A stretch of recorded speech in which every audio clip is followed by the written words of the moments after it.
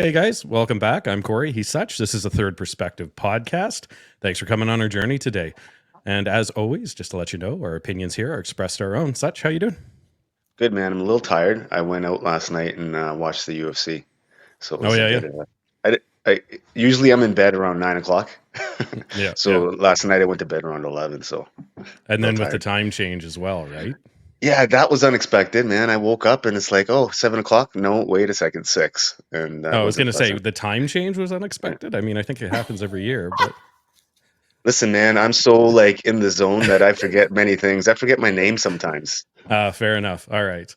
And that laugh that you heard is going to be our guest here, Jodi. Jodi, how are you doing? Well, apparently I'm laughing, so I'm great today. Yeah, I was going to say, welcome to the podcast. We're happy to have you on. So, to all our listeners who aren't watching on YouTube, this will be Jodi Barrett, correct? Correct. Excellent. I'm glad that I can at least read these days. And I'm going to give a little rundown, and then I'm going to have the subject matter expert of Jodi herself let you know. So, we have you as the CEO of Kettlebell Stronger. You have a global fitness brand, writer, mother, author. I Don't Know Vanilla is a book that I saw on Amazon and was reading up on, and public speaker. But without further ado, Jodi, why don't you let our listeners know who you are? Well, thank you for having me first of all. I always say, instead of introducing my roles, I feel like I'm a determined, funny, quirky, kind, loving person who takes on many, many roles. And yeah, the last 10 years of my life have been, well, a bit of a life-changing moments for me, as I was a stay-at-home mom for 11 years, which was one of my most fantastic roles I ever got to do. And then, yeah, when I was 41, I launched a certification program in kettlebell across Canada because I thought, why not? And it's just, it has created kind of like a snowball effect. And yeah, so my last thing that I've done was retreats and published a memoir book this past October. So there's lots of little bits in between, but that's kind of a start for us, I guess. Yeah, 100%. That's what we're here to find out. So, Jodi, on that note, obviously, reading through your stuff, quite a varied career here in the last little while, obviously, and prior to that. But it made me think of something. I know that our recordings are about a week behind, so people would be not confused about this, but we had the International Women's Day yesterday. And it got me thinking because obviously you're very successful in your pursuits and things like that. But it got me thinking about how we measure success and measure sacrifice. So that's kind of what I wanted to talk about today was success and sacrifice and how all of us kind of define that and what our definitions of sacrifice and what our definitions of success are. Such, I'll start you off. What's your thoughts on success and sacrifice? Mm. First thing I thought of was like that's different for everybody, man. Like Mhm. how one defines success is individual to that person. And in order to achieve success, whatever or however you define that for yourself, the sacrifice is dependent upon that person who's defined success and how they've defined it for themselves. So it's very individual how you sacrifice things and how you define success. I hope that answers your question in some sort of way. Sounds good. Jodi, what are your thoughts? Yeah, I would agree. Everybody would be totally more individualized on what that looks like. I also think with your success, that will probably change over the years as you evolve too as a person, and your sacrifices will change. Because I think for me, success was something I always used to, it was the end goal all the time until, until I, for lack of a better word, I'm going to say got healthier in the point of knowing and understanding and recognizing maybe that the success is the journey, right? So, but I feel like, everybody's going to be different because everybody's journey is going to be different, right? Yeah. And I think for myself, especially when I'm thinking about success and myself, if I look at where I am right now, I don't feel successful. And it's because I'm taking a minute snapshot of where I am and only comparing it to where I am now to what I think I should be in the future. But if I were to put myself back 5 years and look at where I am today, I would define that as success. So is success a constant moving target that we never reach, or is it something that is definitive and we know when we've arrived? Such, what are your thoughts? Again, that's different for me, man, because I define success as just trying to be better than I was yesterday. Mm. And for me to do that, I lost my train of thought. What were we saying? What was the question? Is success something that we know it's a definitive point where we know when we get there that we've been Yeah. successful, or is So it for something that's me, constantly moving? yeah, for me, it's a constant effort, right? So I don't think I'll ever achieve success because I'm constantly trying to be a better version of myself from the day of yesterday. So, like Jody said, that changes the definition of success into a journey because there is no end state, right? You're just constantly moving in a direction where you just want to fulfill those things that you want to fulfill, and then on to the next one, and then on to the next one. I think people generally define success as one thing or very singular, right? And I think success is multi-layered, I think, and it should be multi-layered. Whereas, you talk to someone, you say, hey man, the first conversation is, oh, what do you do for work? Right? And how much do you make? And everyone seems to define it that way. I don't define success like that at all. So for me, it's a very different sort of way of thinking. Yeah, I think that with success, especially as I've gotten older, and I want to know Jody's thoughts on this, but I think that success for me has changed from a definitive number or an idea and a perception of something to simply, like you said, being better every day. And that can be minuscule or it can be large depending on my perception of what success is for that day. Some days it just means I was a decent father that day or a good husband, or it's generally not any more proven by what I can do at work because I've already proven that at work. Jody, what are your thoughts? Yeah, I think those are all really good points. I think too, your perspective is huge. I often think success, a lot of us, success is a financial means sometimes, like you put it with that. And a practice that I did in starting my company and building my company was to balance that out.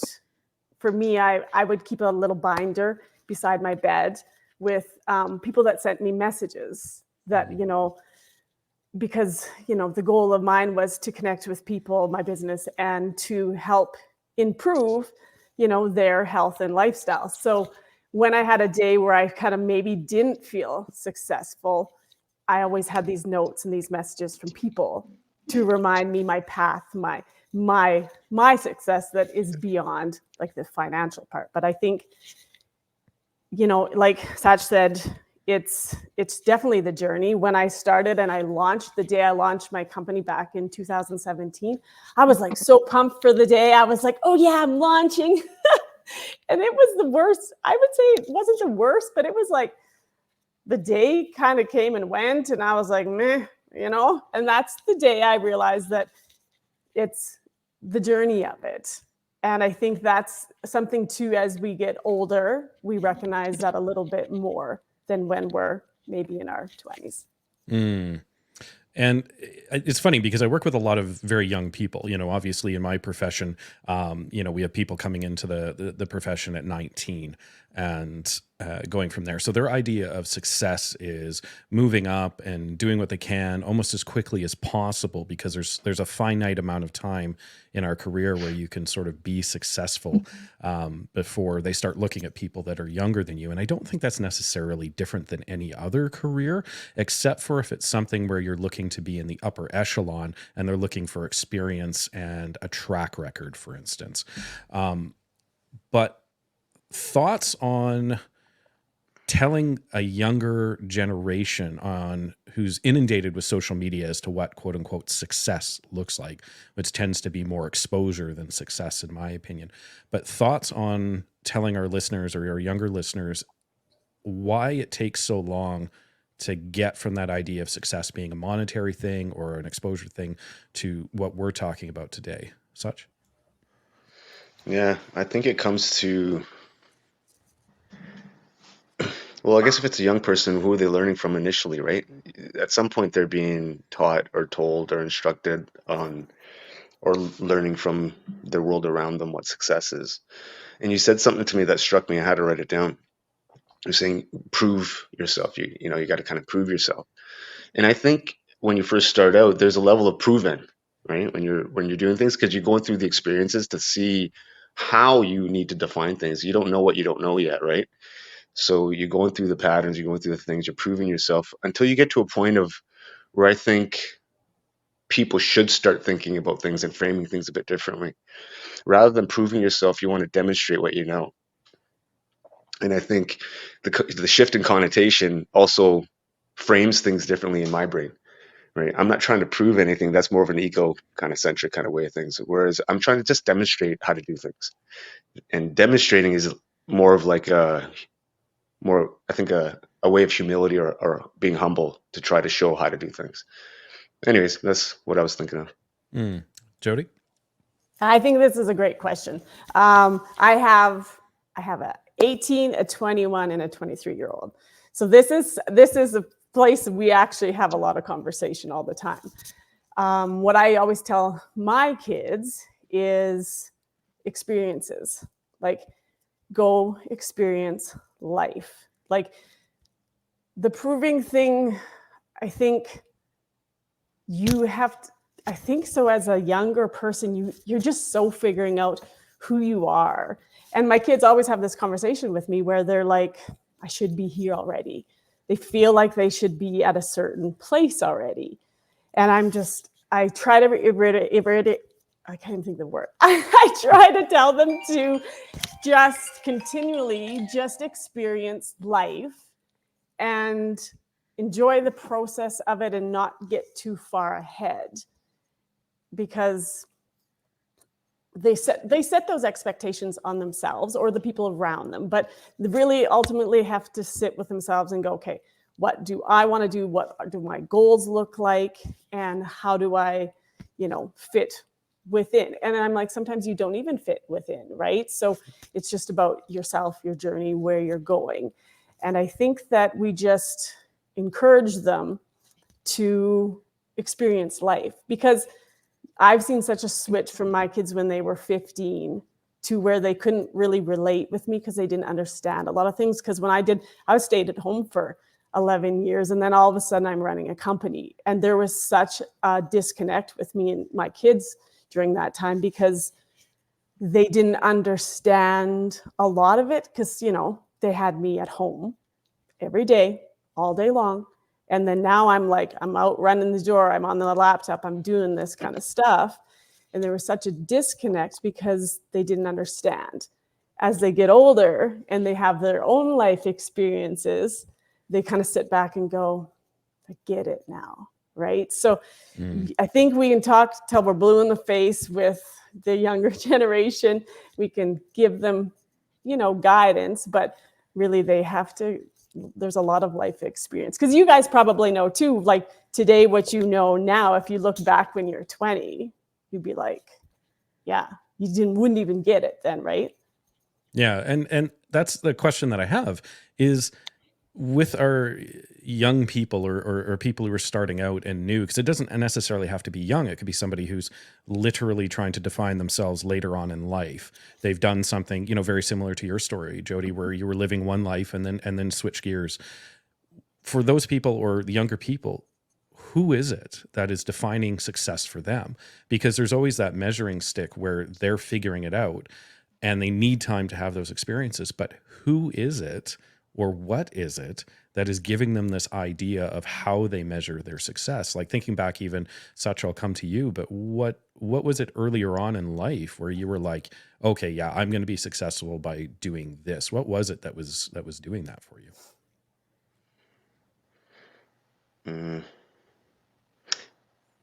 I had no direction. I had no defined purpose, right? And So most of the stuff I did was just by the seat of my pants, man. I didn't really Mm, have any strategy or thought behind it until 3 years ago. Now, I think as parents, what is our goal? What should we try to do? Our job is to demonstrate, not prove to our kids, right? So, in my mind, you guide them by leading by example and showing the path rather than telling them the path. Because, mm. man, my parents told me stuff all the time. I didn't do a thing, but they didn't demonstrate. So I wasn't able to learn the in certain ways. I wasn't able to learn in certain ways. And I think, yeah, I don't know. I just thought of that, and I don't know if that even answers the question, but I just spit it Yeah. out.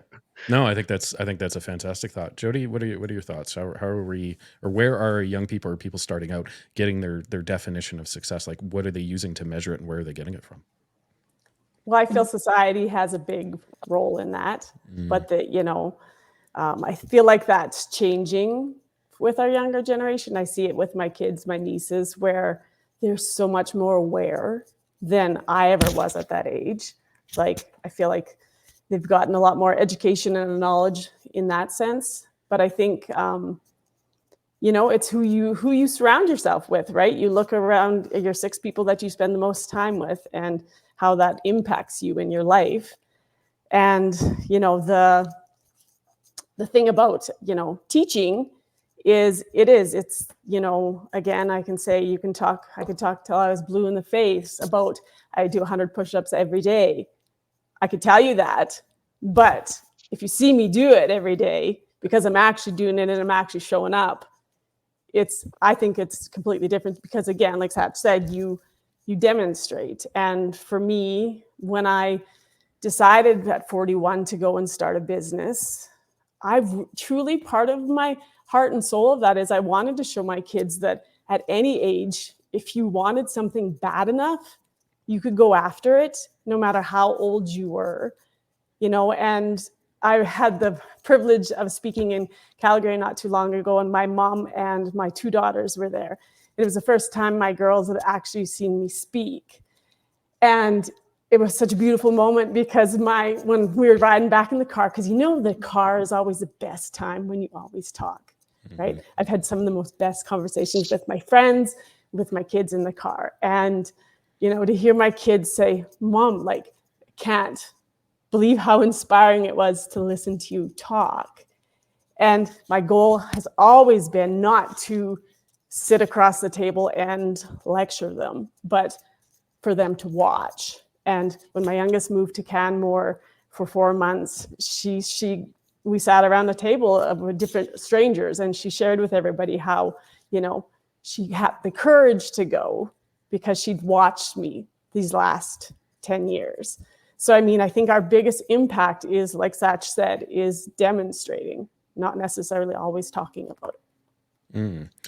And I know when I'm thinking about that, those are both very measurable things. Like, I think of such as career up to date and all of his accomplishments, very, very measurable. You can go out and physically see the effort that's been put in. Like, it's not manufactured. Jody, same as you. When I'm thinking about you and looking over your accomplishments, very measurable things.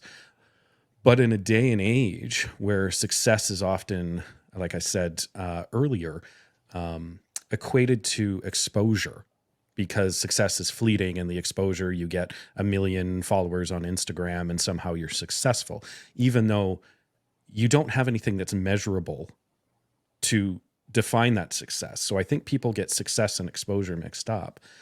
But in a day and age where we basically manufacture success by putting the best of the best up on what we're doing, and there's not a lot of measurable, what is it and how is it, as people who are mentoring other people, younger people, people who are starting out, how do we navigate that idea of manufactured success over actual success? Such. Everything comes to the individual, man. Like trying to figure out how, like Jody was saying, you're basically the same as the 6 people that you're surrounded by, right? What if you're surrounded by garbage? You're gonna be garbage, man. Mm-hmm. You know Mm-hmm. what I mean? And if you look at media, generally speaking, that could be that sixth person or seventh person or whatever it is, right? So now you're surrounded by even more garbage. And now, as an individual, you're looking at your social media platform, and okay, now you're surrounded by another piece of garbage if you don't know how to define the people around you. Hmm. So it comes to yourself, right? So, as a mentor or as someone that might be guiding somebody, it's allowing them to understand that you need to define who you are first. Hmm. You need to understand what do you want out of life, and then over a period of 10 years, figure that out with them. It's not going to happen overnight. It's not going to happen after a month. It's not going to happen after 6 months. You got to do this over a period of time so you can become the person that you want to be. You're not going to be the person you want to be overnight. Just like you're not going to be a gold medalist at the Olympics overnight. Everything takes time and practice to achieve the thing that you want. And if you want to be a certain type of human, put that human up here and reverse engineer what that person did and figure it out. Mm. I think there's an issue, though, like I said, to tie it back to what I'm saying, and Jodi, I'd love to get your thoughts on this next, is with that manufactured success, there is also that idea that things can blow up, go viral. You can get that exposure overnight. I can stream for a living and make thousands and thousands of dollars, and I don't need to go to school. I don't need to reverse manufacture, as Such was saying, what somebody's success is, and why should it take me 10 years when somebody else blew up in 6 months? Jodi, what are your thoughts? I think it comes down to your personal awareness. And just if you want to be, I struggle using the word authentic because I think it's a word that is so overused, but but it fits good. You can manufacture something go viral, but I always think that if you really want to work on building something that's solid with a solid foundation Mm. that you can share with the world, you have to create a personal awareness within yourself.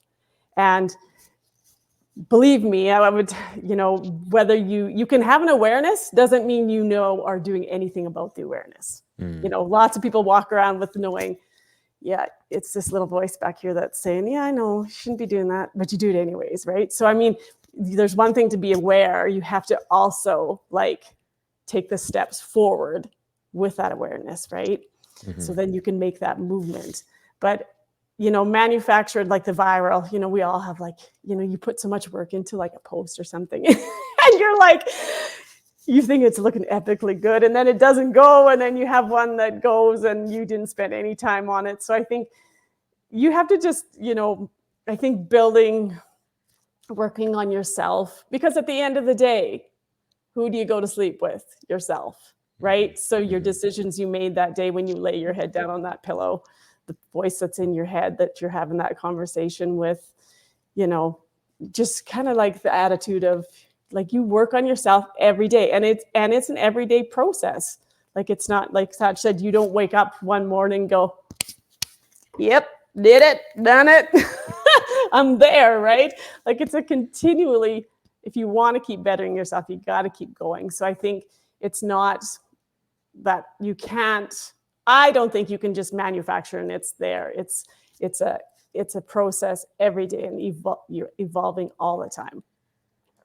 Yeah, I know, speaking from a personal thing, obviously trying to grow the podcast, the reason for starting off was not to be successful, nor is it now, but it was to simply add something. Such and I have talked about this before, but it's about creating something. It's about putting something out into the universe rather than just simply taking. So my definition of success for this is often measured more so in the messages that we get, the private messages that we get, or the emails that we get.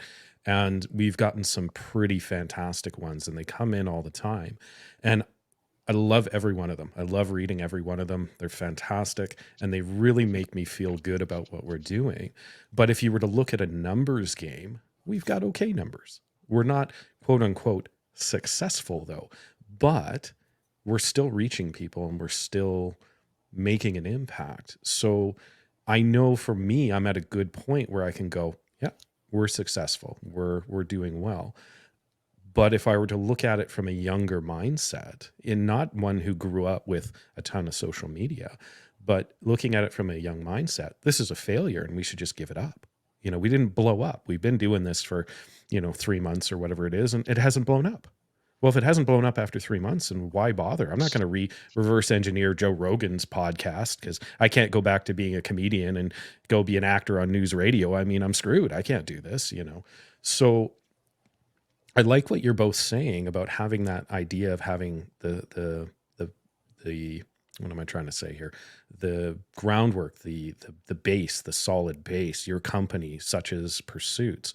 Like when I think about things like, for instance, with Such, just because obviously I'm more familiar with Such here, he has 22 marathons in 22 days. He's going to be running across Canada and trying to beat that record.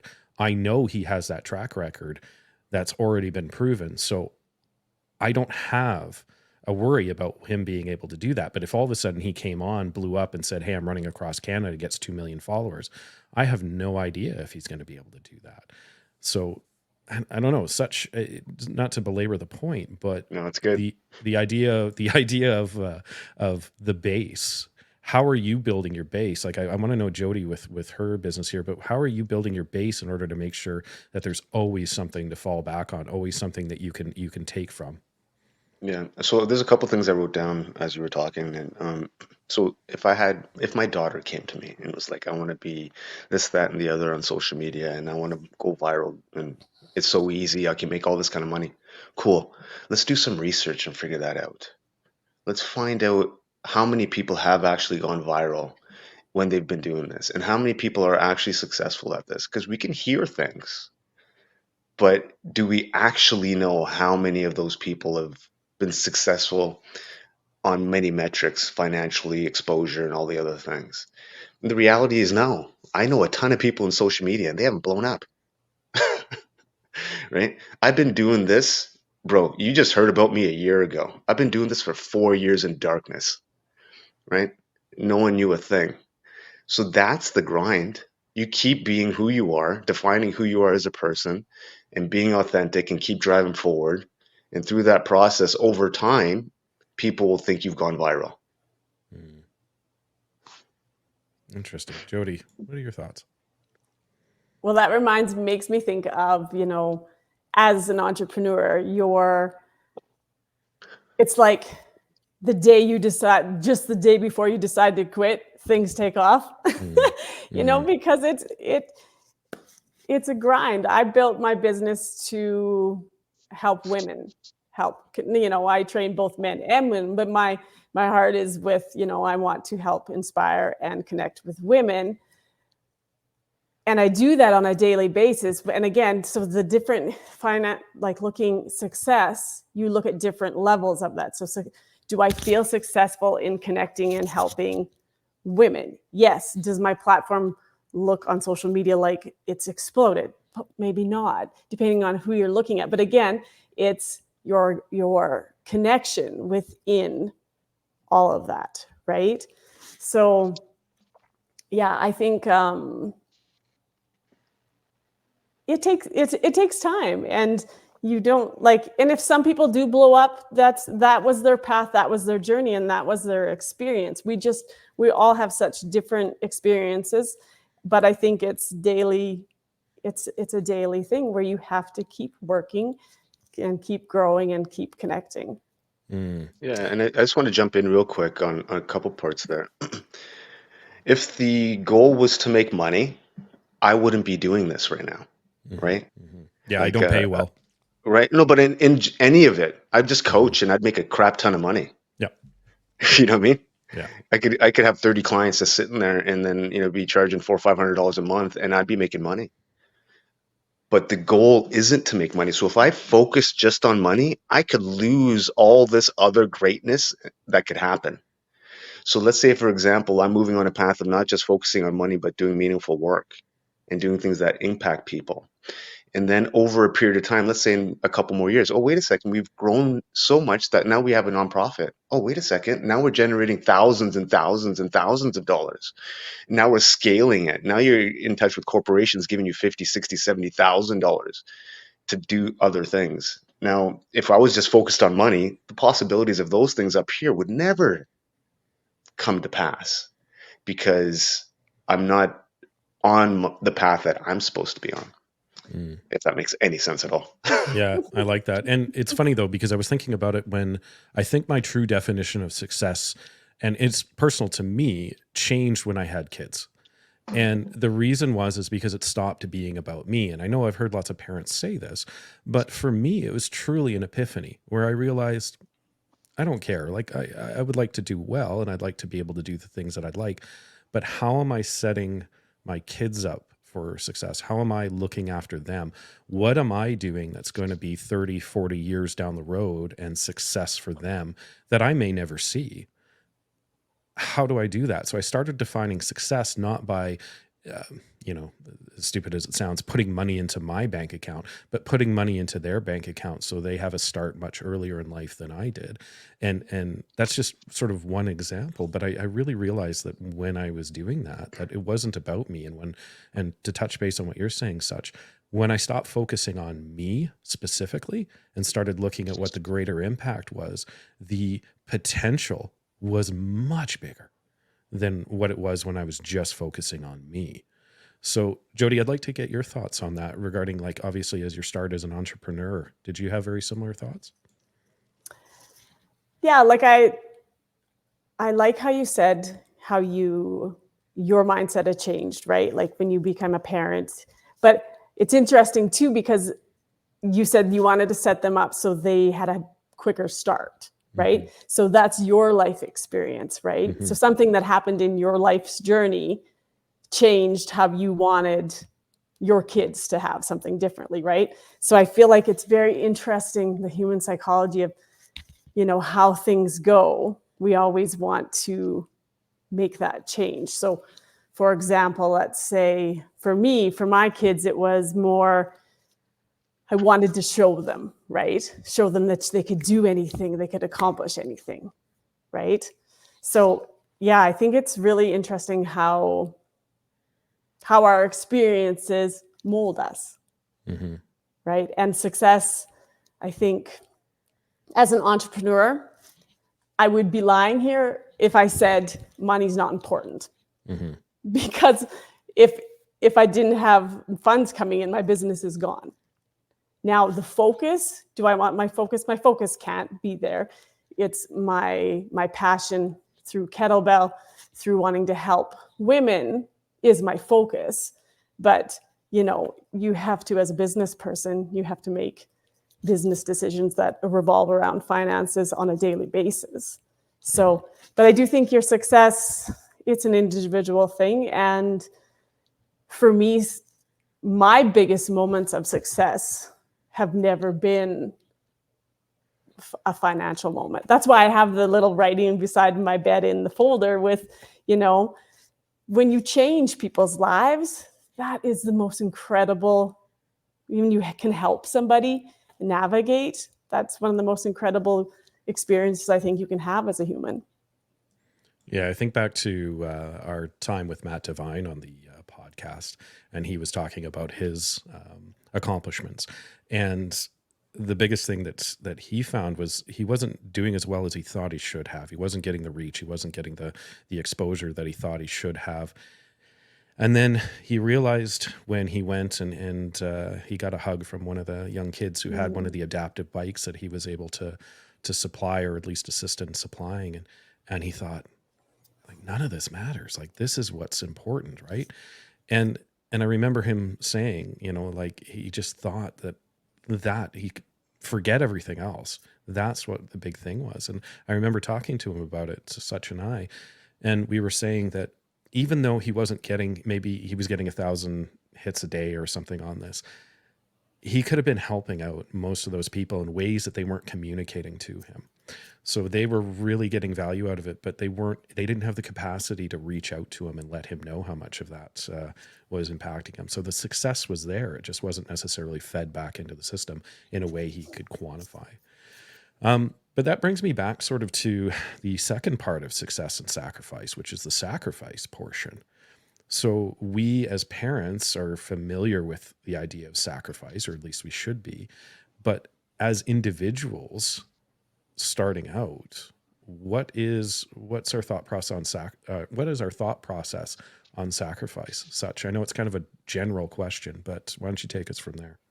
I guess the question should maybe be posed to the people around you first, right? In the sense of Mhm, like maybe they're the ones sacrificing. I don't think I sacrifice a thing mhm, because I believe in what I do. So for me, it's not a sacrifice not to do certain things because I just don't want to do them. But for other people, it could be a sacrifice because perhaps they want to do other things, right? Let's say family, friends, or whatever, right?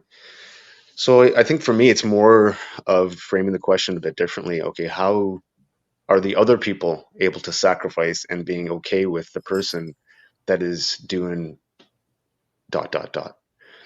And so I guess the question would be better asked to people I know. I'd have to ask them for you and let you know. mm, interesting.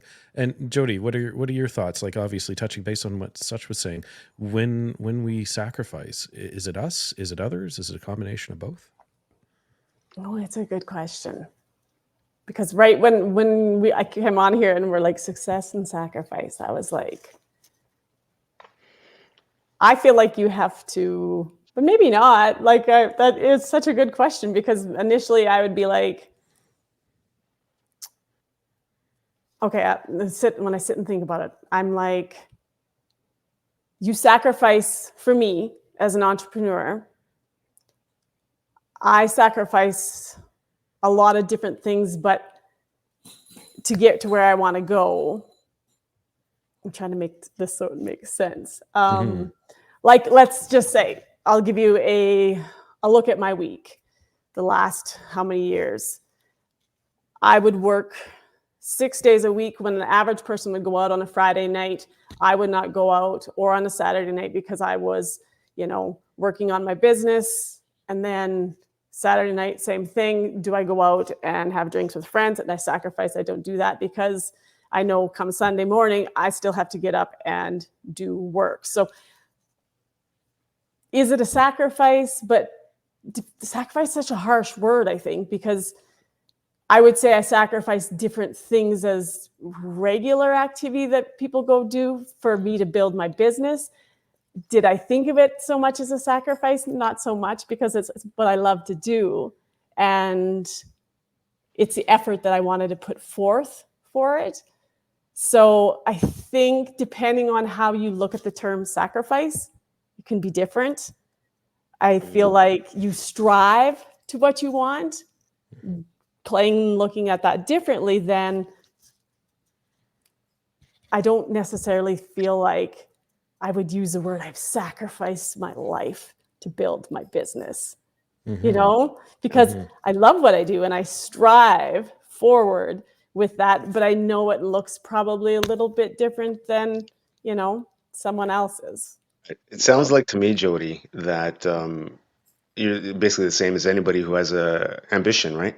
And I think like look, there's only one definition of sacrifice, right? We can't create terms how we think we might want to define a word.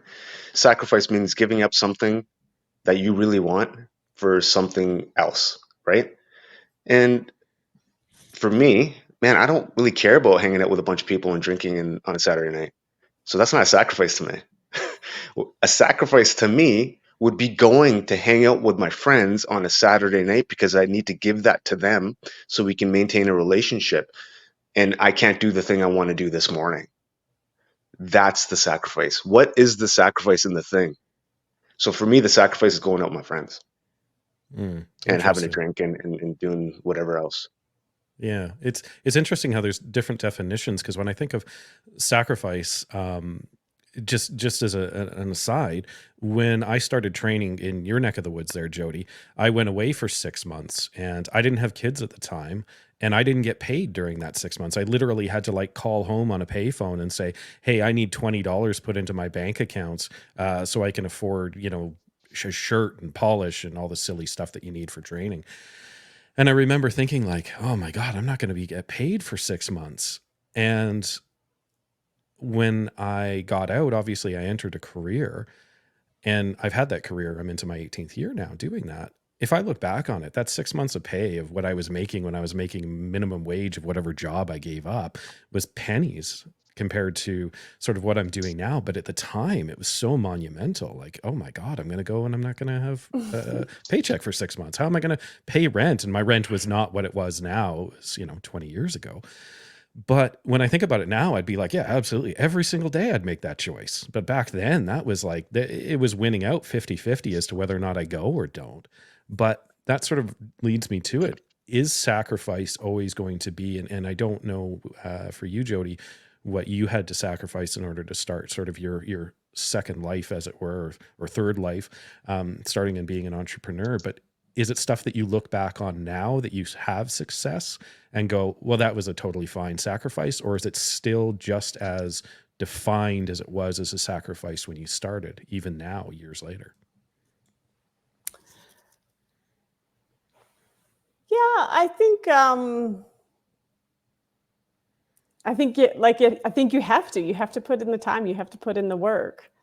And would I do it just as I did?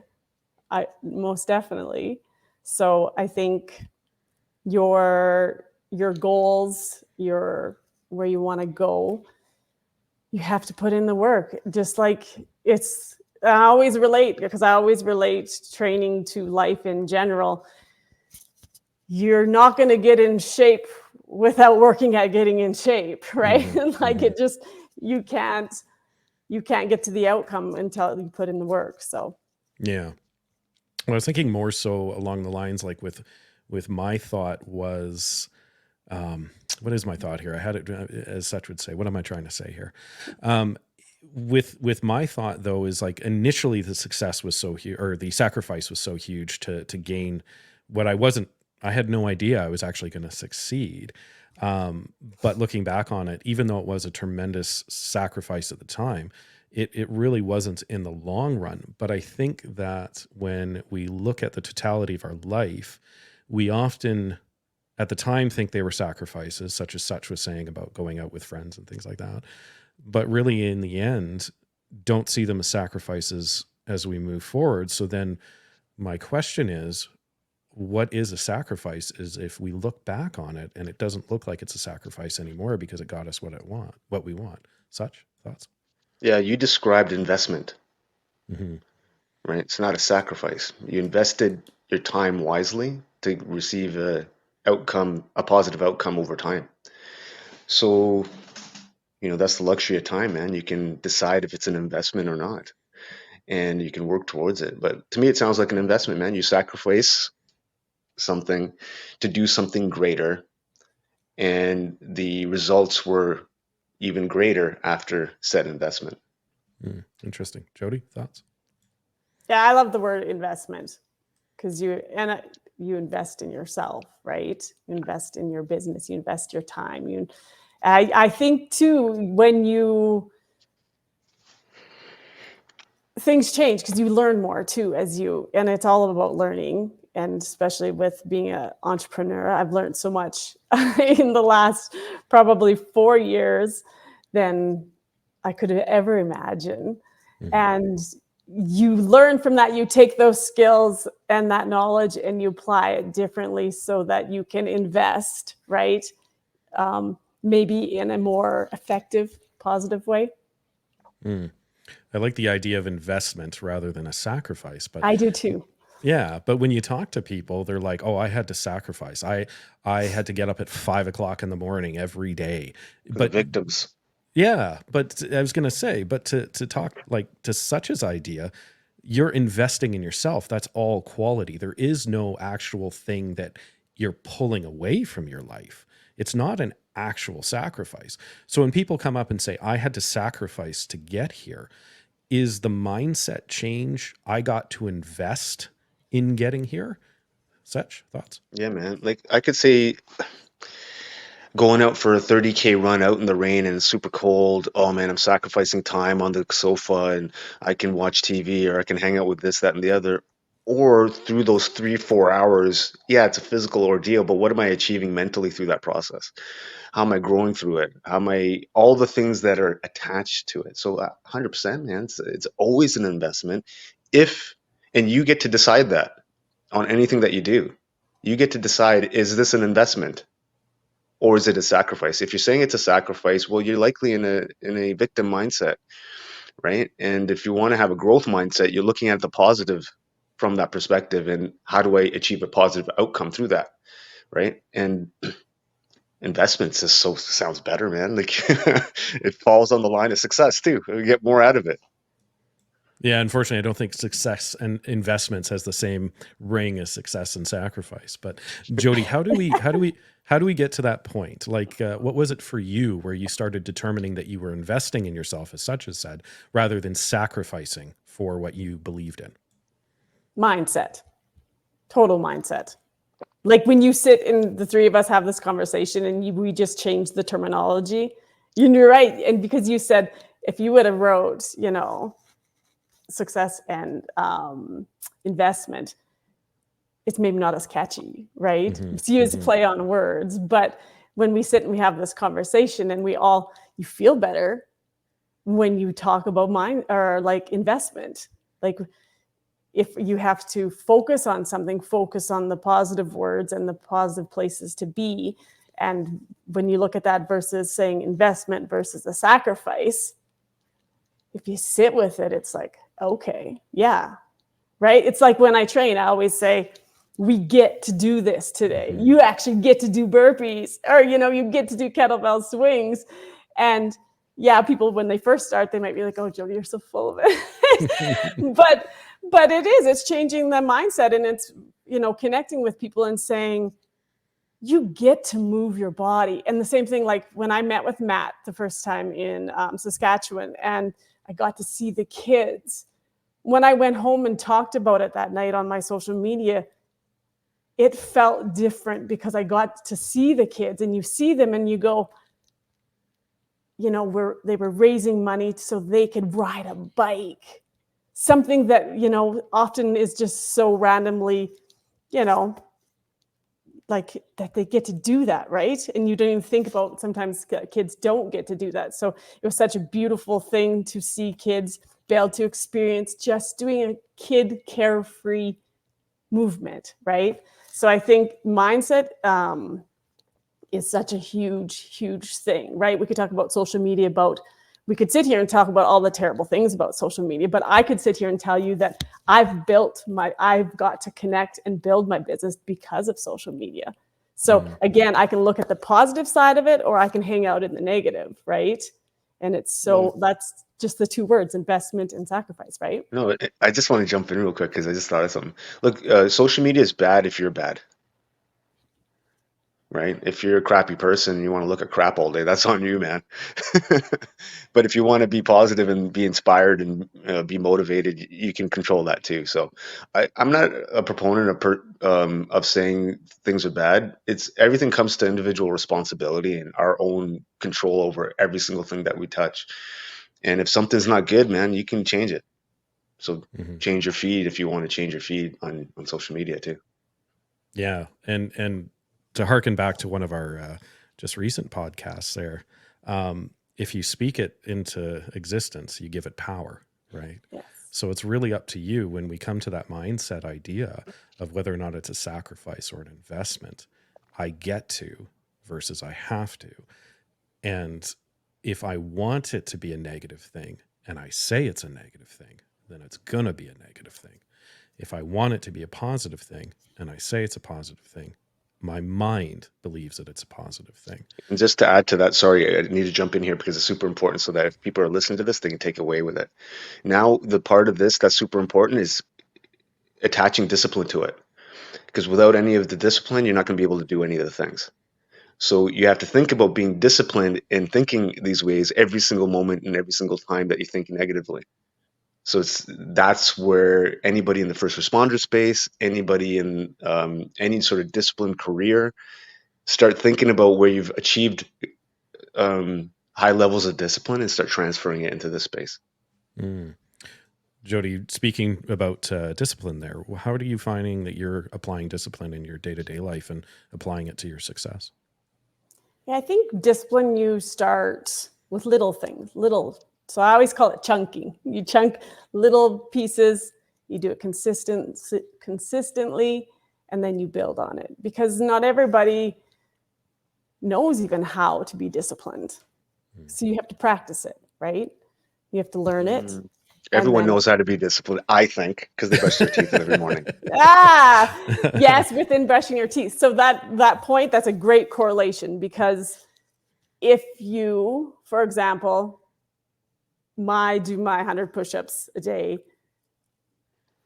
I do it now without even thinking about it, like brushing my teeth. Exactly. But for someone just starting, they know they need to brush their teeth. But do they know they need to go be active? Do I say that, you're going to go out and you're going to do 100 push-ups today? And they're like, no, I'm not. And no, they're probably not. So then you make it, chunk it. So it's like, okay, your goal is maybe 3, right? And they just build on that. So you build on that discipline so that you can, do it like you brush your teeth every day, right? No, the point I just wanted to illustrate is everyone knows how to be disciplined. It's just connecting where to apply that discipline. Okay, not everyone. Generally speaking, everyone brushes their teeth every day, right? Sometimes twice, sometimes 3 times. But that's an easy way to really connect with people who say, "Oh, I just don't have the discipline," or "I'm just too this." Man, no, you're disciplined. You get up and brush your teeth, man. Like and it sounds silly, but you can actually get people started just off of that. And I've done it. Now, we've talked about it too, about making your bed, right? Like not hitting snooze, making your bed, that sort of things. And, I'm not going to go Piecing into them it, together, like Jodi was saying, chunking them together, 100%. getting those dopamine hits throughout the day, right? That encourage you to continue moving forward, which applies over a period of time. You've created a pattern of behavior of discipline. Yeah. And to the dopamine hit side of things, I think little bits, and I'd love to know Jodi's thought on this, little bit hits of dopamine throughout the day are better than these big dumps of dopamine that we're also used to doing. I'm going to go out and go for a big fast food meal and get this huge dopamine hit and then wonder why I'm depressed after all the dopamine from the meal runs out and I feel like garbage. But Jodi, how are you chunking those successes every day? How are you getting those little dopamine hits, and how are you applying that to the people that you're dealing with in your day to day? Well, my thing is, you have to start somewhere, right? And I don't expect I don't expect anyone to train like I do. And I just encourage people to start moving, right? And it's less daunting for me to go, you're going to do this little bit here, this little bit there. And, I do it within my 90-day transformation crew. We have a deal that you have to move because it's about being true to your word, right? And it comes back to discipline. And, and I say we know life gets crazy. Like it would be absurd for me, excuse me, for me to sit here and say, you have to make sure you get that, 45-minute workout in, but I want you to promise yourself you get something in. So at the end of the day, if I have a client that messaged me and said, this is what happened in my day, and sometimes life has some pretty nasty stuff it throws at you. So I'm like, okay, the 3-minute thing that we talked about doing, like 3 minutes of movement, just do that today. And see the key to that 3 minutes of movement, 1 or 2 things are going to happen. 1, you're going to do 3 minutes and you're going to go, I did it. I moved today and that was my promise to myself. Or the snowball effect is you take that time to do 3 minutes and then you're like, oh, that felt pretty good. I'm going to maybe add a little bit more, right? Because I'm doing it. So yeah, I think it's chunking's nice because it's obtainable. Mm-hmm. And sometimes when you're just starting out, it's important to find things that are obtainable first, because then you can build on that. Again, coming back to starting that foundation and growing on it. Yeah. I like that. Now we're getting closer to the hour mark here and wrapping up. But for all of our listeners that are out there and they're thinking, yeah, fine, fantastic. Thanks for talking about success. You're a CEO, such, you run marathons, but I'm some dude or dudette sitting on a couch and I don't have success. I don't know what success is in my life because it's not financial. I'm not blowing up on YouTube. I'm not doing any of these things. I have literally no idea what success is. And it feels like all I do is sacrifice. How are we getting them started, such? Yeah, so I don't want that person because they're whining too much. right? Now, if you want to have a conversation with me and have an open mind and get to work, then cool, man. But if you're going to complain and whine, and it's going to be a problem because you're already starting on a negative perspective. And people just generally have a habit of complaining and whining. And so, anyways, so to that point, how do you get people started? Um, Open and honestly, and just letting them know what they can expect and how to expect it. And then you're going to be with them along the way, the entire journey, helping them, supporting them so that they don't fail and you can get them through the parts that they don't think they can get through. I just want to share a quick story. I got a client in Toronto. He's anyways, he's a client in Toronto. He was fairly heavy, like above 300 pounds. And he's now, so he wants to go Operation Pegasus Jump on the Island. It's a first responder and veteran event where, over the weekend, these members go get trained on how to jump out of a plane with a parachute. And they do this and they connect and they hang out. And so he's in the Toronto area and he wanted to go to this thing, but he was too heavy. Like he just couldn't do it because his weight was over capacity. He just booked it, the trip last week because he's lost like 90 pounds, man, and he can actually do it now. So now when I have a conversation, well, what am I trying to do? We're not done. We're not celebrating too much, man. We'll celebrate a bit. Hey, man, good job, good work. You put the effort in.